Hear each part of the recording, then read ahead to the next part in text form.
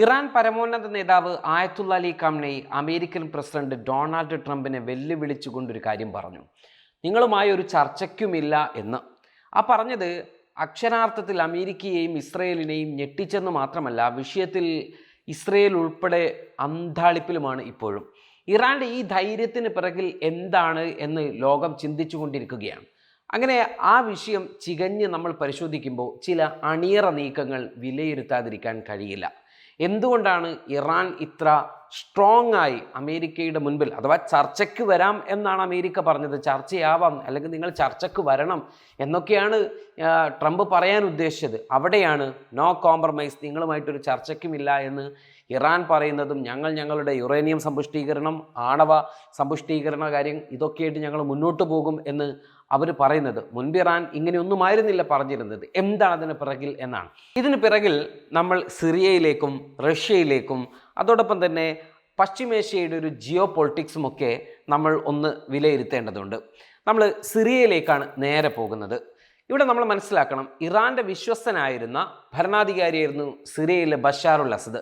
ബഷാറുൽ Asad വീണ ശേഷവും Iran സിറിയയിൽ ഇടപെടൽ നടത്താൻ ആഗ്രഹിക്കുന്നതാണ് ഇവിടെ നമ്മളിപ്പോൾ കണ്ടുകൊണ്ടിരിക്കുന്നത്. ഇറാൻ്റെ ഈ താല്പര്യം റഷ്യ വഴി പുതിയ സിറിയൻ പ്രസിഡന്റ് അഹമ്മദ് അൽ ഷറയിലേക്ക് എത്തിക്കുകയും ചെയ്തു ഇറാൻ. ഇതാണ് അമേരിക്കയെ സംബന്ധിച്ചിടത്തോളം അമേരിക്ക ഈ പെട്ടെന്ന് തന്നെ ഇറാനുമായി ഒരു ചർച്ചയ്ക്ക് പോകാനുമൊക്കെയുള്ള ഒരു താല്പര്യത്തിലേക്ക് കണ്ടത്. റഷ്യൻ പ്രസിഡന്റ് വ്ളാഡിമിർ പുടിനും സിറിയൻ പ്രസിഡന്റ് അഹമ്മദ് അൽ ഷറയും തമ്മിൽ മോസ്കോയിൽ കൂടിക്കാഴ്ച നടത്തുകയുണ്ടായി. നമ്മൾ ആലോചിക്കേണ്ടത്, ഈ ബഷാറുൽ അസദിനെ ആട്ടി ഓടിച്ച ആളാണ് അഹമ്മദ് അൽ ഷറയും അദ്ദേഹത്തിൻ്റെ ഭരണകൂടവും പിന്തുണക്കുന്ന അദ്ദേഹത്തിൻ്റെ വിഭാഗങ്ങളുമെല്ലാം. ആട്ടി ഓടിക്കപ്പെട്ട ബഷാറുൽ അസദിന് അഭയം കൊടുത്തതും ഇതേ റഷ്യയാണ്. ആട്ടി ഓടിച്ചവനെ സ്വീകരിച്ച് അവരുമായി പുതിയ സഖ്യമുണ്ടാക്കുവാനും പുതിയ ഭരണ പദ്ധതികൾ ആസൂത്രണം ചെയ്യാനും മുന്നിൽ നിൽക്കുന്നതും റഷ്യയാണ്. എന്തൊരു കൗതുകമെന്ന് നമുക്ക് തോന്നിപ്പോവും. നേരത്തെയുള്ള സമവാക്യങ്ങളെല്ലാം മറക്കണം, ഇതോടെ മാറി മറിഞ്ഞു എന്നാണ് റഷ്യ പറയുന്നത്. റഷ്യ സിറിയയെ സഹായിക്കാമെന്നും പശ്ചിമേഷ്യയിൽ റഷ്യക്ക് സൈനിക കേന്ദ്രം ഏകമായി ഉള്ളത് റഷ്യയിലാണ്, റഷ്യൻ താല്പര്യങ്ങൾ പശ്ചിമേഷ്യയിൽ സംരക്ഷിക്കുന്നതിനായി മറ്റൊരു അജണ്ടയുമില്ലാതെ നമുക്ക് പരസ്പരം നിലകൊള്ളാം എന്നും ഷറയെ റഷ്യൻ പ്രസിഡന്റ് ബോധ്യപ്പെടുത്തുകയും അഹമ്മദ് അൽ ഷറ ഇക്കാര്യം അംഗീകരിക്കുകയും ചെയ്തതിന് പിന്നാലെയാണ് ഇറാന്റെ supreme national security council secretary Ali Larijani മോസ്കോയിലേക്ക് പറന്നിറങ്ങുന്നത്. ഇസ്രയേലുമായുള്ള 12 ദിവസത്തെ യുദ്ധത്തിന് ശേഷം ഇത് 2ാം തവണയാണ് ഈ ലാരിജാനി റഷ്യയിൽ എത്തുന്നത് എന്നോർക്കണം. പുടിനുമായി അദ്ദേഹം കൂടിക്കാഴ്ച നടത്തിയ ശേഷമാണ് ഇറാന്റെ 2 ശക്തമായ പ്രസ്താവനകൾ പിന്നാലെ വരുന്നത്. അതിലൊന്ന് ഖാംനെയിയുടെ ട്രംപിനോട് ചർച്ചയ്ക്കില്ലെന്ന് പറഞ്ഞതാണെങ്കിൽ, രണ്ടാമത്തേത് യുറേനിയം സമ്പുഷ്ടീകരണം തങ്ങൾ തുടരുമെന്നും തകർന്ന ആണവ പ്ലാന്റുകൾ തങ്ങൾ പുനർനിർമ്മിക്കും എന്നുമാണ്. ഇറാന്റെ തന്നെ സൈനിക കമാൻഡർ മറ്റൊരു പ്രസ്താവനയും അതോടൊപ്പം നടത്തിയത് ഇതിന് തൊട്ടു മുൻപിലാണ്. അത് ഇസ്രയേലിനെതിരെയാണ്. ഇനിയൊരു യുദ്ധം ഇസ്രയേലുമായി ഉണ്ടായാൽ നേരത്തെ കണ്ട പോലെയായിരിക്കില്ല കാര്യങ്ങൾ എന്ന ശക്തമായ താക്കീതായിരുന്നു അദ്ദേഹം അന്ന് പറഞ്ഞത്. ഇറാൻ ഇത്തരം പ്രസ്താവനകൾ നടത്തുന്നതിൻ്റെ കാരണമാണ് നമ്മൾ പറഞ്ഞു വെച്ചത്. മറ്റൊന്നുമല്ല, ഇറാന് റഷ്യ അതിശക്തമായ പിന്തുണ ഇനി നൽകാൻ പോകുന്നു അല്ലെങ്കിൽ നൽകിയിരിക്കുന്നു എന്നതാണ്.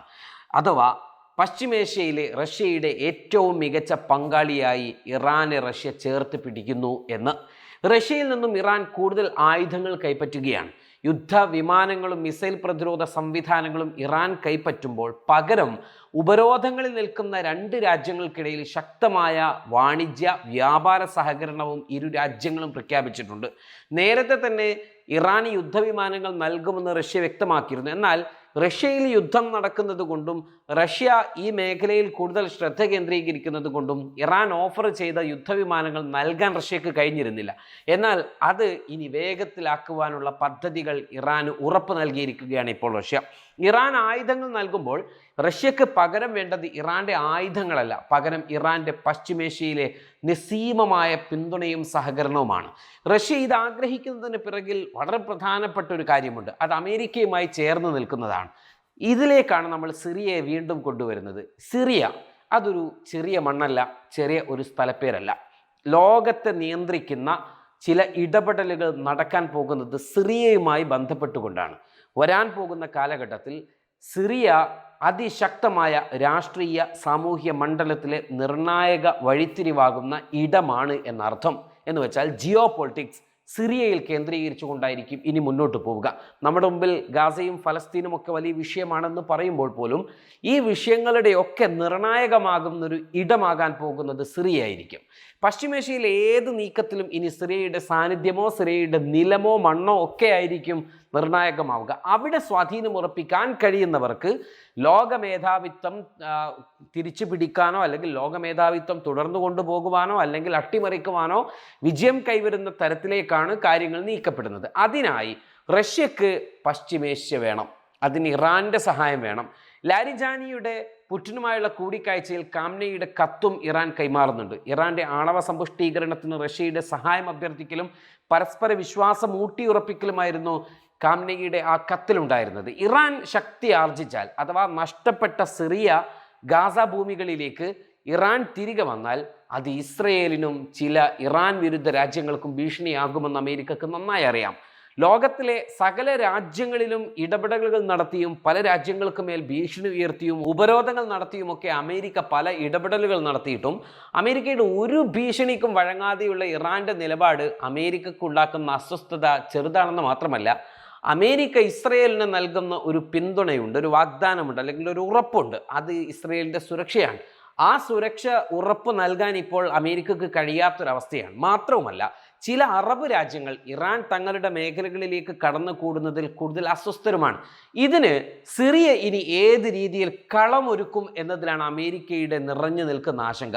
നിലവിൽ ശത്രുചേരിയിലാണ് ഇറാനും അഹമ്മദ് അൽ ഷറയുടെ സിറിയയും.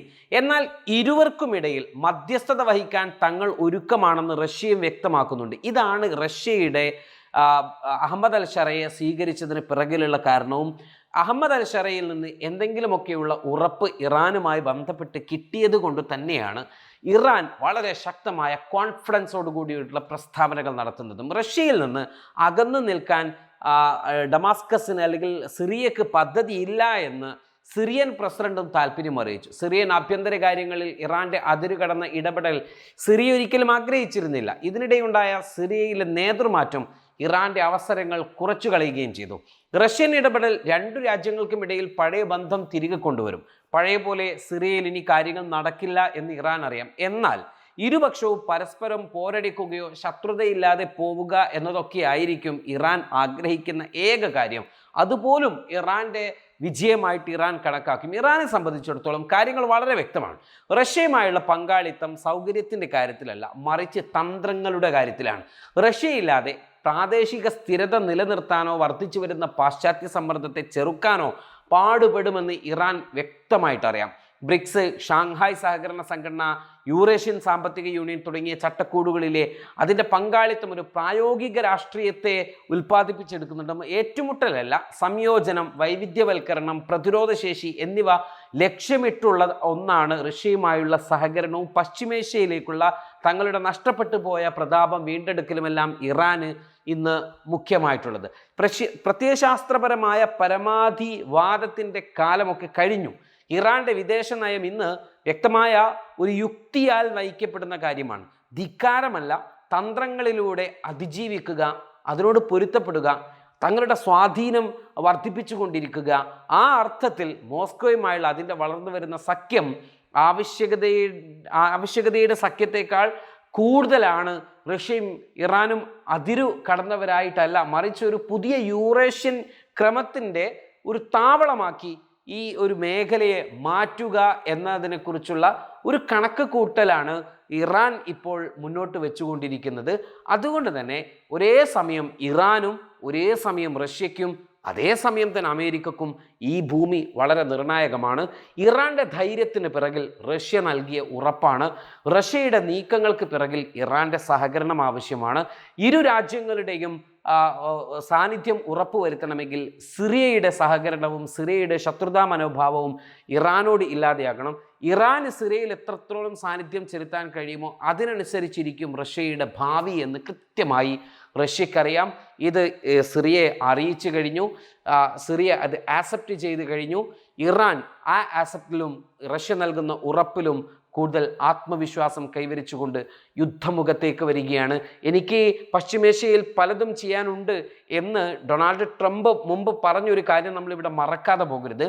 ഈ ട്രംപ് പറഞ്ഞ ഒരു കാര്യം മറ്റൊന്നുമല്ല, ഗാസയിൽ നിന്ന് ഇസ്രയേലിനെ പതിയെ പിൻവലിപ്പിക്കുകയോ അല്ലെങ്കിൽ അവർക്ക് റെസ്റ്റ് കൊടുക്കുകയോ ഒക്കെ ചെയ്തുകൊണ്ടുള്ള ഒരു സീസ് ഫയർ ഇപ്പോൾ അവിടെ നടന്നിട്ടുണ്ട്.